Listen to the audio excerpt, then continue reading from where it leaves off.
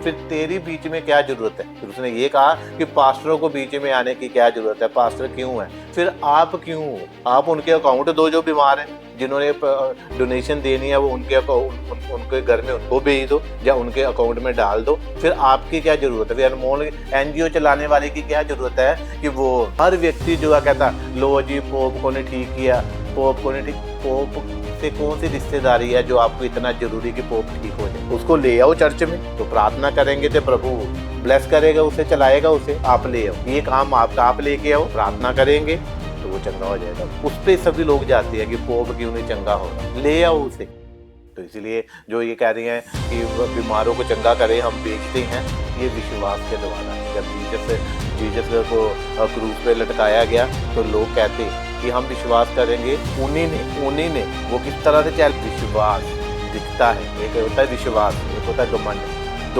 दोनों सेम लगते हैं। तो आप घमंड से बोल रहे हो, चैलेंज से बोल रहे हो, परखने के लिए बोल रहे हो। तो बाइबल कहती है कि जब जीसस ने 40 दिन को उपवास रखे, एक और वीडियो सेंड की किसी ने कि वो आप ही के सिख लोग कह रहे हैं, ग्रंथी कह रहे हैं, क्या कह रहे हैं प्रचारक कि प्रसाद नहीं खाना। खुद कह रहे हैं, वो तो खुद कह रहे हैं प्रसाद नहीं खाना। और बाकी देखो कितने ग्रंथियों की वो आ रही है, वीडियो आ रही है, हर जगह पे आ रही है। तो जो उनके साथ ब्रॉडकास्ट में जो सरदार जी बैठी है, उनको बोलो पहले अपना सब कुछ देखो, उनको पकड़ो, उनको बोलो जय मसीह की सबको। क्योंकि मुझे एक भेजा गया वो पॉडकास्ट किसी का हुआ, क्या कहते हैं उसका नाम, अनमोल, हाँ ऐसा करके।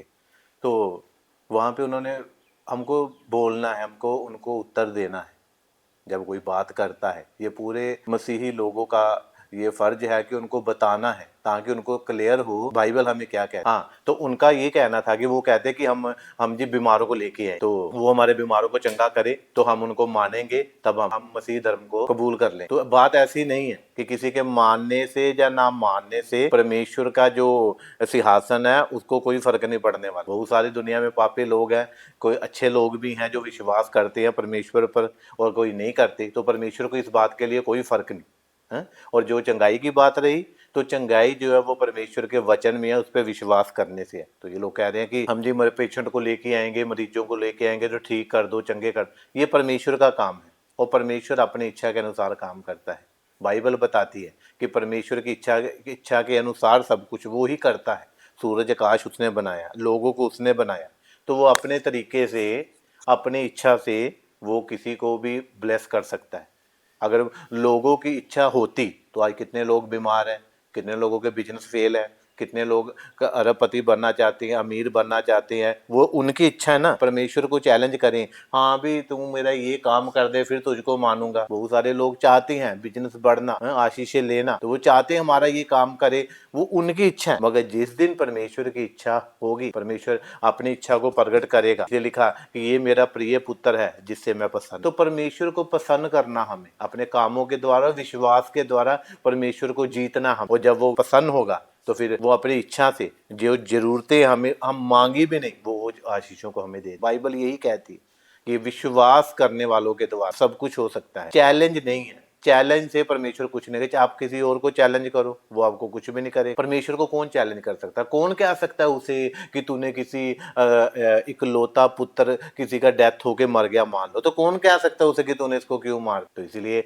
जो ये कह रही हैं कि बीमारों को चंगा करे हम बेचते हैं, ये विश्वास के द्वारा है। जब जीसस को क्रूस पे लटकाया गया तो लोग कहते कि हम विश्वास करेंगे, उन्हीं ने वो किस तरह से चैलेंज कर रहे थे, उन्हीं लोगों ने क्रूस पे चढ़ाया था, वही लोग चैलेंज कर रहे हैं, उतर के दिखा तब तुझ पे विश्वास करेंगे। तो ये विश्वास नहीं है, ये कोई चैलेंज नहीं है, ये कोई टारगेट नहीं है। विश्वास दिखता है, एक होता है विश्वास, एक होता है घमंड। दोनों सेम लगते हैं। तो आप घमंड से बोल रहे हो, चैलेंज से बोल रहे हो, परखने के लिए बोल रहे हो। तो बाइबल कहती है कि जब जीसस ने 40 दिन के उपवास रखे, तब इबलीस ने कहा कि उससे कि इन पत्थरों से कह तू रोटियां बन जा, क्योंकि ये तेरी जरूरत है। परमेश्वर जरूरत के हिसाब से नहीं, वो हमारी जरूरत के हिसाब से काम नहीं करता है, वो अपने मन के अनुसार काम करता है, अपने वचन के अनुसार काम करता है। जो सही है वो वही करे। कई बार बहुत सारे लोग हैं, देखो कितने लोग रो रो के कहते हैं और प्रार्थना करते हैं, दुआ करते हैं, अरदास करते हैं लोगों के आगे कि प्रभु बेबी दे दे, बेबी के साथ ब्लेस नहीं होते। किसी कोई गरीब है तो गरीब ही है, किसी के अमीर लोगों ने उनकी जायदाद छीन ली तो वो कुछ भी नहीं कर पा रहे। आप छोटे बच्चे को आप ब्लेड दे दो, कार दे दो, दे सकते हो? नहीं दे सकते, क्योंकि आप समझदार हो। ये छोटा बच्चा जो है इसको अभी कार चलाना नहीं आता, और बिल्कुल छोटा बच्चा जो गोद में, अगर आप उसको ब्लेड दोगे और 6 महीने के बच्चे को, साल के बच्चे को आप ब्लेड पकड़ा दोगे, पकड़ा सकते हो? नहीं पकड़ा सकते हो। क्यों? क्योंकि आप फादर हो, आप जानते हो कि इसको ये चीज की अभी समझ नहीं है। तो इसीलिए परमेश्वर को पता है कि मुझे उसको क्या करना है, उसको किसको क्या देना है, कब देना है। इसीलिए उसको कोई चैलेंज नहीं है। वो किसी को चंगा करे वो ना करे, वो परमेश्वर की इच्छा है, मगर वो चाहता है कि सब लोग चंगे हो, मगर तरीके से। तरीका क्या है? कि उस पर विश्वास करें। आप विश्वास के द्वारा थोड़ी कर रहे हो, आप चैलेंज के द्वारा कर रहे हो। आप परखना चाहते हो परमेश्वर को, तो परमेश्वर की परख कौन व्यक्ति कैसे कर सकता है? कोई नहीं कर। तो दूसरा उन्होंने कहा कि प्रसाद के बारे में। प्रसाद क्या है? लिखा किसी के आगे चढ़ाई हुई, जो पहले किसी के आगे चढ़ाई हुई, ना कोई मनुष्य है, ना कोई परमेश्वर है, ना कुछ है, संसारिक चीज जो है उसको चढ़ाई हुई चीज वो क्यों खानी? प्रसाद का क्या है?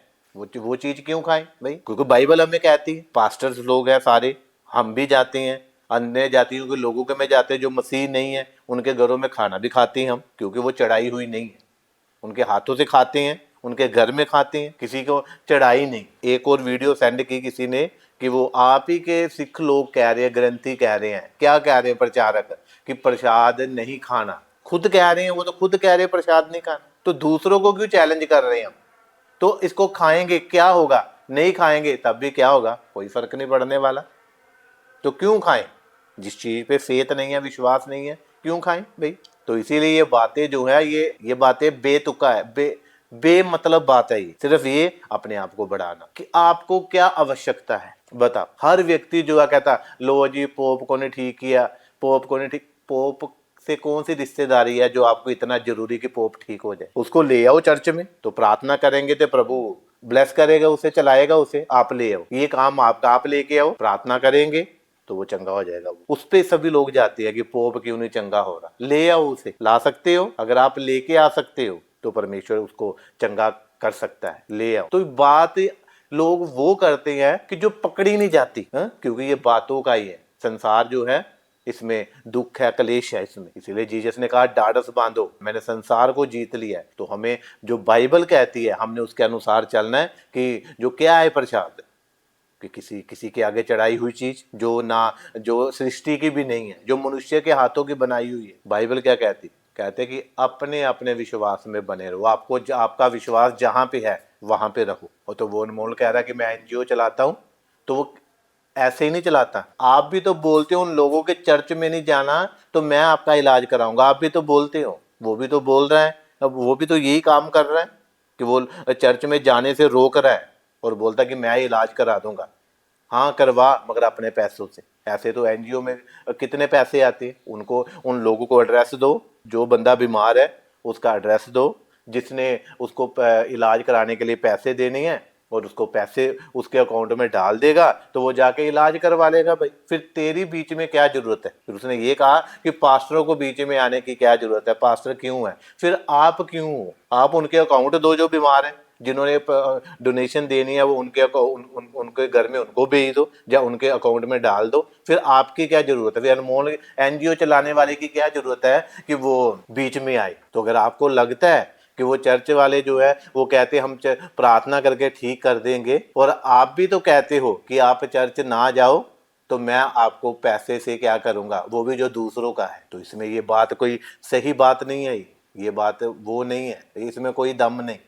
तो इसलिए बात करनी है तो सही बात करनी, तो आपको मतलब ही नहीं है किसी की बात में। और बाकी देखो कितने ग्रंथियों की वो आ रही है, वीडियो आ रही है, हर जगह पे आ रही है। तो जो उनके साथ ब्रॉडकास्ट में जो सरदार जी बैठी है, उनको बोलो पहले अपना सब कुछ देखो, उनको पकड़ो, उनको बोलो कुछ। पास्टर जो है, मसीहत जो है, वो अपना काम कर रही है, पास्टर अपना काम कर रहे हैं, तो परमेश्वर उनको चला रहा है। तो इसीलिए ये जो बेतुका जो बातें हैं, जो बेमतलब की बात है, ये कोई फायदा नहीं इसका। ये बातों के ज्यादा बातें जहाँ पे होती है, बाइबल में लिखा है, जहाँ पे ज्यादा बातें होती है वहां पर ज्यादा अपराध भी होते हैं, विवाद भी होते हैं। तो आज विवादों को बढ़ावा नहीं देना। जो बाइबल हमें कहती है हम वो करेंगे, जो बाइबल पास्टर्स को कहती है वो करेंगे। और मैं एक लास्ट बात ये बताना चाहता हूँ कि परमेश्वर प्रेम है, और अगर हमें प्रेम है, हम और लोगों के लिए खड़ा हो जाते हैं, मोहल्ले में खड़ा हो जाते हैं, लोगों के कामों में के लिए खड़े हो जाते हैं। मगर हम एक परमेश्वर के सेवक है, जिसके ऊपर गलत दोष लगे, हम उसके लिए कभी खड़े नहीं हो सकते। कहाँ है वो सारे पास्टर? उनको बोलना चाहिए, उनको कहना चाहिए, क्योंकि प्रोफेट विजेंद्र जी उनको क्या हुआ, लोगों ने एक बात मैं बताता हूँ, एक बात जो है, जो झूठ है, वो अगर 10 बार बोला जाए तो वो सच हो जाता है। और उस बात को बार बार मीडिया पे लाके बार बार एक ही बात को टारगेट करके आज वो परमेश्वर का जो सेवक है वो जेल में है। किसके कारण? क्योंकि कोई और नहीं बोला। मैं आपको एक स्टोरी बताता हूँ। एक संत था, उसने सफेद कपड़े पहने हुए थे, संत था, और लोग उसको पत्थर मार रहे थे। पूरी भीड़ लग गई, पत्थर मारते रहा, और वो पत्थर खाता रहा संत। फिर बीच में से एक ने क्या, एक पत्थर, छोटा सा पत्थर किसी ने मार दिया, छोटा सा पत्थर, और वो संत ना रोने लगा। तो उसको पूछा संत को कि यार हमने इतने इतने बड़े पत्थर मारे, इतनी देर से तुझे पत्थर मार रहे हैं, मगर तू रोया नहीं, मगर अब तुझे उस व्यक्ति ने छोटा सा पत्थर मार दिया और तू रोने लगा। तो वो संत ने कहा, कहता देखो, तुम लोग हो जिन्हें प्रभु का पता नहीं, तुम्हें संत के चोले का पता नहीं, मगर जिस व्यक्ति ने मुझे छोटा पत्थर मारा वो खुद भी संत है, उसने खुद भी सफेद चोगा पहना हुआ है, चोला पहना हुआ है, उसने मुझे पत्थर मारा, मैं इसीलिए रोया हूँ। ये आप लोग तो नहीं जानते, मगर वो तो जानता है ना। तो अगर हम उसी सफेद कपड़े का जो हमने पहना उसने भी पहना, अगर नहीं पहचान सकते तो संत नहीं।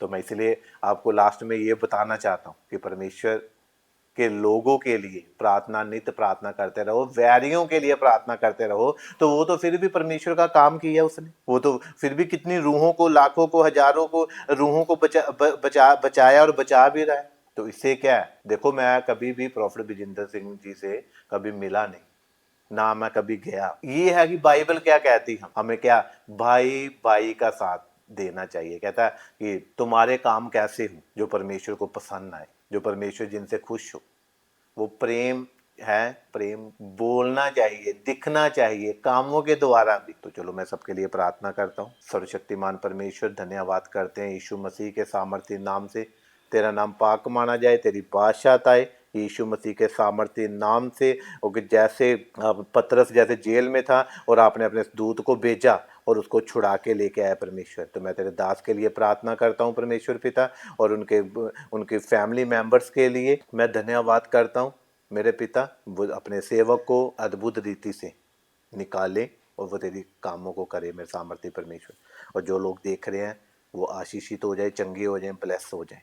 मैं धन्यवाद करता हूँ उसकी फैमिली को, तेरे दास की फैमिली को, तेरे उनको हौसला और तसल्ली तेरा पवित्र आत्मा ही देगा। और पवित्र आत्मा जी, मैं प्रार्थना करता हूँ उन तेरा अनुग्रह उन पे हो, एक बड़ा अनुग्रह, इनको सहने वाला अनुग्रह, इस बड़ी परिस्थिति को सहने वाला अनुग्रह तेरे दास के परिवार के ऊपर हो मेरे सामर्थ्य परमेश्वर। मैं धन्यवाद करता हूँ यीशु मसीह के सामर्थ्य नाम से, आमीन।